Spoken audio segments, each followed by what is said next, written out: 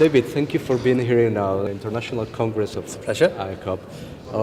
What drives and limitations do you find for line management coaching in organizations? One of the big problems with being a line manager coach is that you're often the problem.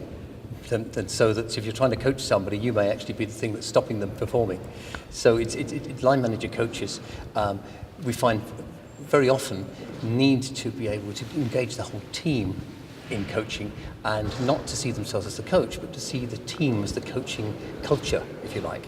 And so we found that when you just send a line manager off to go on a course to be trained as a coach, they come back into the team and the team just wants them to go back to behaving the way they were before. And so it usually lasts 2 or 3 days at most before everything disappears. So it's a waste of money.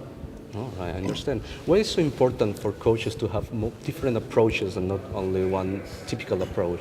If you've only got one approach, you tend to do that to somebody.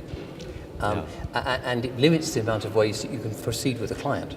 If you've got a large portfolio of different techniques and models and philosophies as well, and practices, then you can relax and allow the client's issue to be what drives the conversation, not the tools that you happen to have in your bag. All right. And it looks like we are developing the potential of people, but we also need talented coaches. What do you suggest to find talented coaches for organizations?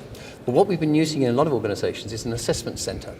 And that's one where the organization puts the coaches through a series of tests, of interviews, of real plays. That's where they actually do some coaching in front of two assessors with a real client. And the observation from that gives you lots of information about how good that coach is.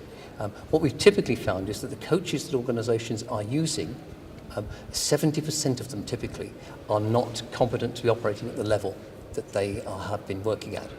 All right. What do you see for the next years in European coaching? Well, we see a lot more work, I think, between integrating the external coach and the internal coaches. So organizations are going to be using the external coaches to actually improve the quality of their internal coaching.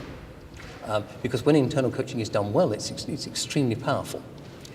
And so we try and of course this actually helps the external coach, because if they're working with the internal coaches, they learn a lot more about the organization and how to work with the organization. So we're basically going to see a lot more partnerships in coaching, and I think that's a wonderful thing. All right. Thank you for your time. Thank you for being here. I hope you stay with us again in the future, and we're waiting for your book. What's going to be the next book is on goals. On goals, yes. All right. So we're going to expect for that. Thank you very much for being here. Thank you. Thank you, David.